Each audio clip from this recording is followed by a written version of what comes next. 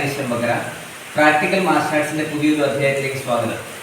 ഇന്ന് നമ്മൾ ചെയ്യുന്നത് ആയോധന കലയിൽ അത്യുത്തമം, ഉത്തമം, മധ്യമം, അധമം എന്ന് പറഞ്ഞിട്ട് കുറച്ചേറെ ട്രിക്കുകളുണ്ട്.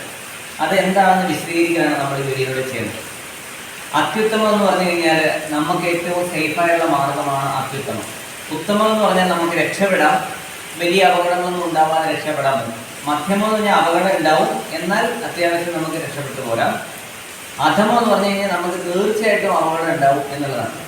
ഇതിനകത്തെല്ലാം കാലഘടനയ്ക്ക് ഭയങ്കരമായ പ്രത്യേകതകളുണ്ട്. ഉദാഹരണം പറഞ്ഞാൽ പണ്ടത്തെ ആൾക്കാരെന്ന് പറഞ്ഞു കഴിഞ്ഞാൽ അവർ നിഷ്കളങ്കരായിരുന്നു, ആരെ ആവശ്യമില്ലാതെ ഉപദ്രവിക്കുകയൊക്കെ ഉണ്ടായിരുന്നില്ല. എന്നാൽ അന്നും കൊള്ളക്കാരും കൊള്ള സങ്കേതങ്ങളൊക്കെ ഉണ്ടായിരുന്നു, സത്യമാണ്. പക്ഷെ ഇന്നത്തെ ഒരു ഐഡിയയിലല്ല എന്ന് പറഞ്ഞത്. കാരണം ഇന്നെന്ന് പറഞ്ഞാൽ ഏറ്റവും വലിയ വെപ്പൺസ് ഒക്കെ വന്നിട്ടാണ് ആൾക്കാർ വരുന്നത്. അന്ന് വരുന്നത് നമ്മുടെ കൈ കിട്ടുന്ന വടിയോ കൊമ്പൊക്കെ ഉള്ളൂ. അന്ന് ആയോധനകൾ അങ്ങനെ മതിയായിരുന്നു. ഇതെന്ന് പറഞ്ഞാൽ ഇന്നത്തെ ഒരു യുഗം എന്ന് പറഞ്ഞാൽ വേറെ കലിയുഗം എന്ന് നമ്മൾ പറയാറില്ല ഇതായിട്ട് പോലും. അപ്പൊ ആ കലിയുഗത്തിൽ സാധാരണ വിദ്യകൾക്ക് വലിയ പ്രാധാന്യമൊന്നുമില്ല.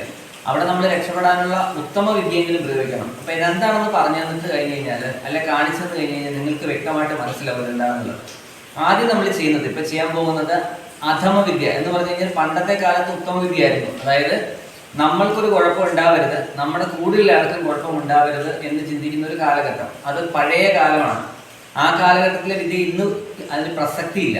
പൂട്ടുകളൊക്കെ അതിനകത്ത് വരുന്നതാണ്. നിങ്ങളൊന്ന് ആലോചിച്ച് നോക്കാം. അപ്പൊ അതെല്ലാം നമുക്ക് ആദ്യമായിട്ടൊന്ന് കാണാം. എന്നിട്ട് മധ്യമം, ഉത്തമം, അത്യുത്തമം അതിലേക്ക് പോകാൻ കഴിയും. ഇത് നിങ്ങളുടെ ചിന്തകൾ ഇട്ട് കഴിഞ്ഞാൽ മാർഷായിട്ട് നിങ്ങൾ എന്ത് തരത്തിലാണ് ഇഷ്ടപ്പെടുന്നത്, അല്ലെങ്കിൽ ഏത് തരത്തിലേക്കാണ് പോകേണ്ടതെന്ന് കൃത്യമായ ഐഡിയ ആയിരിക്കും. നേരെ വീഡിയോയിൽ.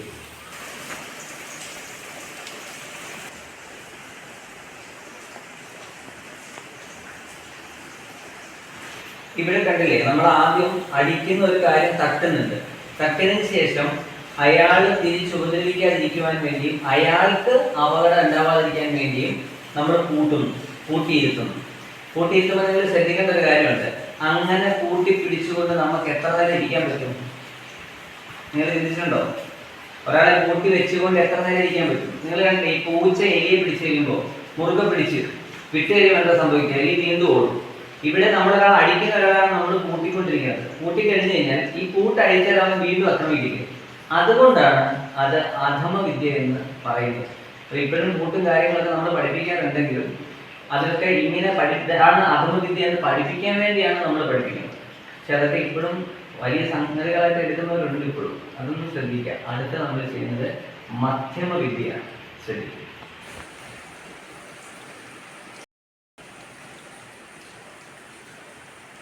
ഇവിടെ നമ്മൾ വരുന്നതിനെ ബ്ലോക്ക് ചെയ്തിട്ടാണ് നമ്മൾ എന്ത് ചെയ്യുന്നത്, രണ്ടാമത് അറ്റാക്ക് ചെയ്യുന്നത്. അവിടെ നമ്മൾ സേഫാണ്, നമുക്കിട്ട് കൊള്ളില്ല, ഒക്കെ ശരി തന്നെയാണ്. ഇത് മധ്യം എന്ന് പറയാൻ കാര്യം ഈ വരുന്ന ആളുടെ ആക്കവും അയാളുടെ ബലവും അയാളുടെ പ്രാക്ടീസും ഒന്നും നമുക്ക് കാൽക്കുലേറ്റ് ചെയ്യാൻ പറ്റില്ല. അങ്ങനെ വരുന്ന സമയത്ത് ഉണ്ടാകുന്ന പ്രോബ്ലം എന്ന് വെച്ചാൽ ഈ തട്ടുന്ന കൈ താങ്ങാൻ കഴിയാതെ വന്നാൽ നമുക്ക് ഇഞ്ചുറി ഉണ്ടാകാൻ ചാൻസ് ഉണ്ട്. ഒന്ന്. രണ്ടാമത് നമ്മുടെ അറ്റാക്ക് അയാൾ താങ്ങുന്ന ഒരാളാണെങ്കിൽ എന്ന് പറഞ്ഞാൽ അയാൾ തട്ടുന്ന ഒരാളാണെങ്കിൽ അതും അത്ര സേഫ് ആയിട്ടുള്ള കാര്യമല്ല. അപ്പൊ അതുകൊണ്ടാണ് അതിന് മധ്യമ വിദ്യ എന്ന് നമ്മൾ പറയുന്നത്. ഇനി എന്താണ് ഉത്തമ വിദ്യ കണ്ടു നോക്കാം.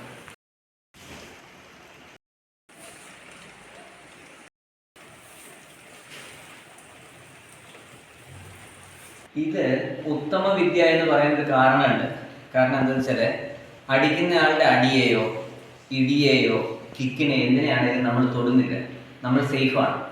കാരണം ഇതിനകത്ത് നമ്മൾ തൊട്ട് കഴിഞ്ഞാൽ നമ്മൾ പറഞ്ഞ പഴയ കാര്യം മധ്യമത്തിൽ വന്ന പ്രശ്നങ്ങൾ വരാൻ വഴിയുണ്ട്. അപ്പൊ അതുകൊണ്ട് നമ്മളത് മാറിയിട്ട് ആ ഏരിയയിലേ തൊടാതെ അവന് കൂടുതൽ ഇഞ്ചുറി ഉണ്ടാക്കി കഴിഞ്ഞാൽ നമുക്ക് പെട്ടെന്ന് രക്ഷപ്പെടാൻ പറ്റും. ഇന്നത്തെ കാലത്ത് ഇതാണ് ഏറ്റവും നല്ല വിദ്യ, ഉത്തമ വിദ്യ എന്ന് പറയുന്നത്. അത്യുത്തമ വിദ്യ എന്ന് പറയുമ്പോൾ ഷാവലിൻ്റെങ്കിൽ ടെമ്പിളിലെ മങ്സ് ഒക്കെ ചെയ്തൊരു വിദ്യയാണ്. അവർ ഡീപ്പായിട്ടുള്ള മെഡിറ്റേഷനിൽ അവരുടെ പ്രകാശവരെ അല്ലെങ്കിൽ ഓറയെ സമാധാനത്തിൻ്റെ ഒരു അന്തരീക്ഷത്തിലേക്ക് എത്തിക്കുകയാണ് ചെയ്യുന്നത്. ആ അന്തരീക്ഷം നിൽക്കുന്ന ഒരാളെ സംബന്ധിച്ചിടത്തോളം അയാളുടെ അടുത്തേക്ക് സ്നേഹത്തോടെ സമാധാനത്തോടെ മാത്രമേ വരാൻ കഴിയൂ. അതുകൊണ്ട് അങ്ങനെയുള്ള ഒരു ഓറിക് ഫീൽഡ് ക്രിയേറ്റ് ചെയ്യലാണ് അത്യുത്തമ വിദ്യ എന്ന് ഏത് ആയോധന കലയിലും പറയുന്നത്. അത് കളരിപ്പയറ്റും വളരെ വ്യക്തമായിട്ട് മോഹനവിദ്യ പോലുള്ള കാര്യങ്ങളിൽ പറയുന്നുണ്ട്. പാഞ്ചാലി മോഹനവിദ്യ പോലുള്ള ഹയർ സ്റ്റഡീസ് എല്ലാം തന്നെ സ്പിരിച്വലാണ്. ആധ്യാത്മികമായിട്ടുള്ള അങ്ങനെയുള്ള വിദ്യകളെയാണ് അത്യുത്തമ വിദ്യ എന്ന് ഓർത്തു വയ്ക്കുക. എന്തായാലും ഇതിലേതാണ് നിങ്ങൾ പഠിക്കുന്ന വിദ്യ എന്ന് ഒന്ന് മനസ്സിലാക്കി വെച്ചിരുന്നാൽ നിങ്ങളെ സംബന്ധിച്ച് ഇത് പഠിക്കുന്ന വിദ്യകൾ ക്ലാസ്സിൽ മാത്രമേ നടക്കുകയുള്ളൂ, അതോ റോഡിൽ ഒരു അത്യാവശ്യം വന്നാൽ രക്ഷപ്പെട്ടു പോരാൻ പറ്റുമോ എന്ന് നിർണയിക്കുവാനും നിങ്ങൾ എവിടെ നിൽക്കുന്നു എന്നും എങ്ങോട്ട് പോകണമെന്ന് ചിന്തിക്കുവാനും തീർച്ചയായിട്ടും നിങ്ങളെ പ്രാപ്തരാക്കും. അടുത്ത വീഡിയോയിൽ കാണാം. നന്ദി, നമസ്കാരം. Thank you very much.